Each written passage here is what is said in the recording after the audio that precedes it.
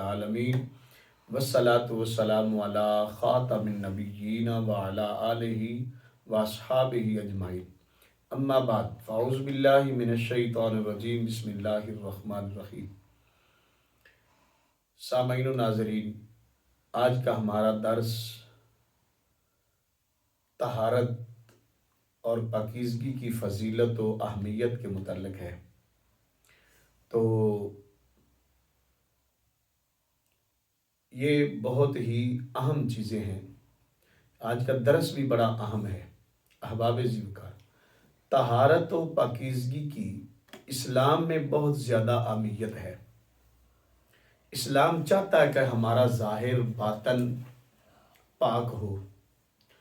اللہ تبارک و تعالیٰ نے انسانی جسم کو تندرست و صحت مند اور چاق و چوبند رکھنے کے لیے 24 گھنٹوں میں 5 دفعہ طہارت کو لازم قرار دیا ہے۔ 5 نمازوں میں طہارت کو ضروری قرار دیا۔ نمازوں کے علاوہ بھی پاک صاف رہنا شریعت کا تقاضا ہے۔ اللہ تبارک و تعالیٰ ارشاد فرماتے ہیں، ان اللہ یحب التوابین و یحب المتطہرین، بے شک اللہ خوب توبہ کرنے والوں کو پسند فرماتا ہے اور خوب صاف ستھرے رہنے والوں کو پسند فرماتا ہے۔ طہارت و پاکیزگی اللہ تعالیٰ اور اس کے پیارے رسول صلی اللہ علیہ وسلم کے نزدیک بہت پسندیدہ ہے اور محبوب عمل۔ حدیث پاک میں طہارت و پاکیزگی کو ایمان کا نصف حصہ فرمایا گیا، جیسا کہ سرکار مدینہ صلی اللہ علیہ وسلم نے ارشاد فرمایا، الطہور شطر الایمان، طہارت ایمان کا نصف حصہ ہے۔ طہارت نجاست کی ضد ہے۔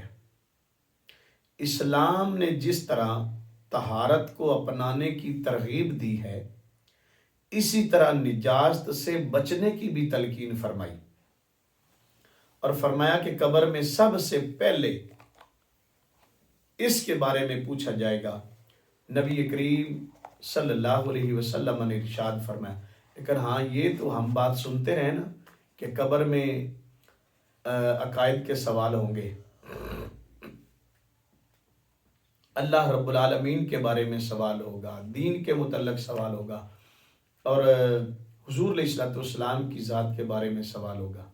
لیکن یہ آپ پہلی بار سن رہے ہوں گے، نبی کریم رؤوف الرحیم صلی اللہ علیہ وسلم نے ارشاد فرمایا کہ قبر میں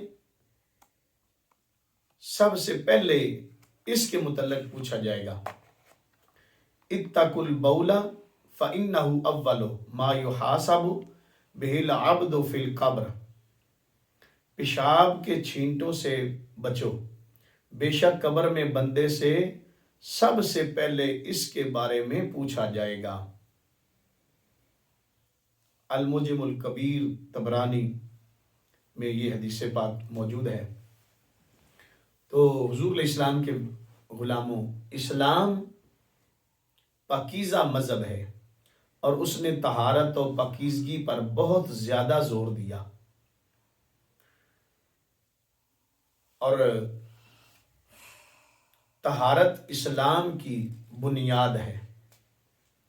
اسلام کو اگر کسی ایک لفظ میں بیان کرنا کوئی چاہے تو وہ طہارت ہے، جیسا کہ رسول پاک صلی اللہ علیہ وسلم کو بعثت کے بعد جو پہلے احکام ملے، جن کا مقصد اگلے مشن کی تیاری اور اس کے لیے مضبوط بنیادیں فراہم کرنا تھا، ان میں طہارت بھی تھی۔ ابتدا میں نازل ہونے والی آیات یہ ہیں، یا ایھا المدثر قم فانذر وربک فکبر وثیابک فطہر والرجز فاہجر، اے کمبل میں لپٹنے والے اٹھ کھڑا ہو، پس ڈرا اور اپنے رب ہی کی بڑائی کرو، اور اپنے کپڑوں کو پاک رکھو اور پلیدی کو چھوڑ دو۔ سبحان اللہ، کتنے پیارے الفاظ ہیں۔ اللہ تبارک و تعالیٰ نے اپنے محبوب کو ارشاد فرمائے اور کریم آقا علیہ الصلوۃ والسلام نے اپنی امت کو یہ درس دیا۔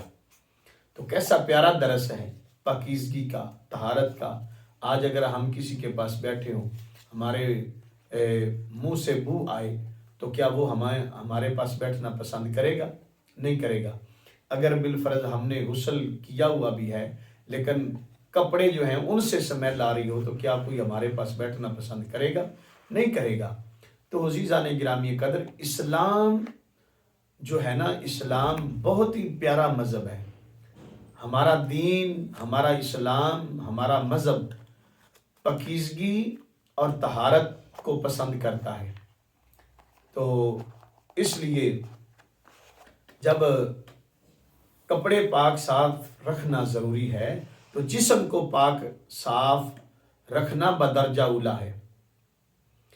قرآن و سنت اور اجماع امت سے ثابت ہے کہ نماز کے لیے جسم و لباس کا پاک ہونا فرض ہے۔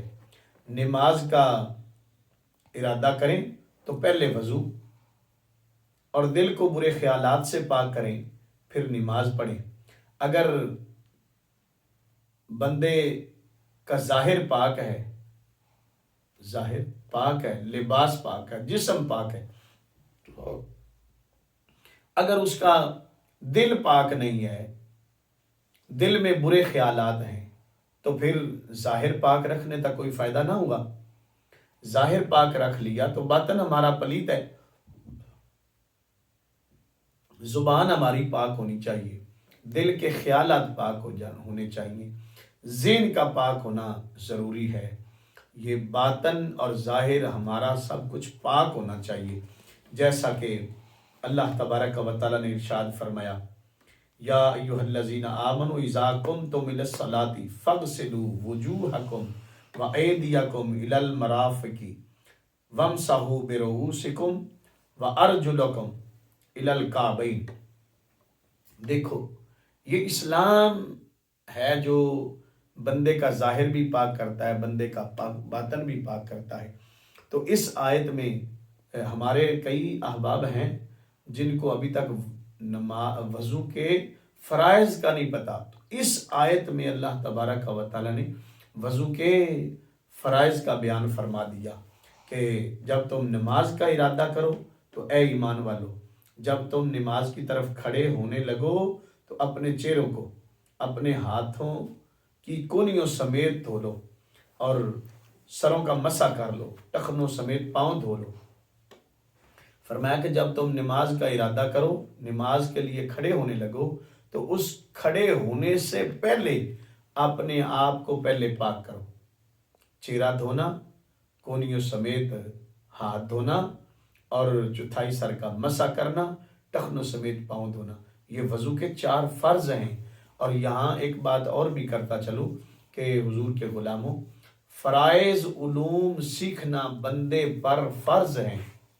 کئی لوگ ہمارے ایسے ہیں جو نماز تو پڑھتے ہیں لیکن وضو کے فرائض کا پتہ نہیں ہے، اور نماز کے فرائض کا نہیں پتہ کہ نماز کے اندر کتنے فرائض ہیں۔ یہ پتہ ہوتا ہے کہ ہم 4 رکعت فرض پڑھ رہے ہیں، 2 رکعت پڑھ رہے ہیں، 3 رکعت پڑھ رہے ہیں۔ تو اسی طریقے سے ہمارا مذہب بھی پاک ہے۔ ہمارا مذہب مسلمان کو، انسان کو بھی پاکیزگی اور طہارت کا درس دیتا ہے۔ تو اسی طرح جیسے ہمارا لباس پاک ہونا ضروری ہے، ہمارا جسم کا پاک ہونا ضروری ہے، ہمارے باطن کا پاک ہونا ضروری ہے، اسی طرح ہمارے مکانوں کا، ہماری جگہوں کا پاک ہونا بھی ضروری اور لازم ہے۔ اب جب ہم نماز پڑھ رہے ہیں، کپڑے کا پاک ہونا بھی یہ نماز کی شرائط میں سے ہے۔ کپڑے کا پاک ہونا بھی، جسم کا پاک ہونا بھی، ساتھ ہی اس کے جگہ کا پاک ہونا بھی ضروری ہے۔ جس طرح کہ اللہ تبارک و تعالیٰ نے ابراہیم علیہ نبینا علیہ السلام کو ارشاد فرمایا، وَعَهِدْنَا إِلَىٰ إِبْرَاهِيمَ وَإِسْمَاعِيلَ أَن طَهِّرَ بَيْتِيَ لِلطَّائِفِينَ وَالْعَاكِفِينَ وَالرُّكَّعِ السُّجُودِ۔ اور ہم نے ابراہیم اور اسماعیل علیہ السلام کو تاکید فرمائی کہ میرا گھر طواف کرنے والوں اور اعتکاف کرنے والوں اور رکوع سجود کرنے والوں کے لیے خوب پاک صاف رکھو. ہاں جی. تو اسی لیے جب ان کے لیے کعبۃ اللہ کی حرم پاک کی صفائی کا اللہ پاک اپنے انبیاء کو حکم فرما رہا ہے تو ہم تو غلام ہیں، ہم تو نوکر ہیں، ہمیں بھی چاہیے کہ ہم اللہ کے گھر کو نمازیوں کے لیے صاف رکھیں. لیکن آج کیا ہوتا ہے، آج ہم کہتے ہیں مولوی صاحب مسجد کی صفائی نہیں ہوئی یقین نہیں کرنی سی اور ویکھو نا جناب اتنے صفائی کوئی نہیں ہوئی. لیکن کیا ہے، یہ اللہ کے گھر کی صفائی کرنا کسی عام بندے کا کام نہیں ہوتا، یہ تو بڑے مقدروں والوں کا کام ہوتا ہے. اللہ پاک نے اپنے نبیوں کو فرمایا کہ میرے گھر کو صاف کرو. ہاں جی. تو جب ہم ایک امام صاحب کو کہہ رہے ہیں تو بھائی ہمارے کون سے ہاتھ نہیں ہیں؟ ہمارے بھی ہاتھ ہیں. یہ اللہ کے گھر کی صفائی کرنا ہر کسی کو چاہیے کہ اس کا خیال کرے. جب ہم اپنے گھر کی صفائی رکھتے ہیں تو اللہ کے گھر کی بھی صفائی رکھیں. اسی طریقے میں آخری بات کر رہا ہوں کہ اگر ہمارا ظاہر جس طرح پاک ہے ہمارا باطن بھی پاک ہونا چاہیے. ہمارا لباس پاک ہے تو جسم بھی پاک ہونا چاہیے. جسم پاک ہے تو جس جگہ پہ ہم مکان میں، دکان میں، کوارٹر میں رہ رہے ہیں وہ بھی پاک ہونا چاہیے. تو اسی کے ساتھ ساتھ ہمارا دل بھی پاک ہونا چاہیے، ہماری زبان بھی پاک ہونی چاہیے، سماعت کے لیے ہمارے کان بھی پاک ہونے چاہیے، سونگھنے کے لیے ہمارا ناک بھی پاک ہونا چاہیے، چلنے کے لیے ہمارے قدم بھی پاک ہونے چاہیے، پکڑنے کے لیے ہمارے ہاتھ بھی پاک ہونے چاہیے، اور دیکھنے کے لیے ہماری تو آنکھ بھی پاک ہونی چاہیے کہ ہم کیا کرتے ہیں. ہاں جی. تو اس لیے حضور اسلام کے غلاموں کوشش کیا کرو کہ ہم وہی کام کریں جو اللہ اور اس کے رسول کی رضا کے لیے ہو، جس میں خدا بھی راضی ہو اور خدا کا محبوب بھی راضی ہو، کیونکہ ہم انہی کے غلام ہیں.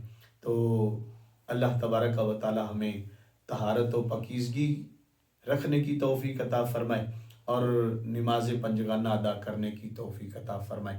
آمین بجاہ نبی الکریم صلی اللہ علیہ وسلم.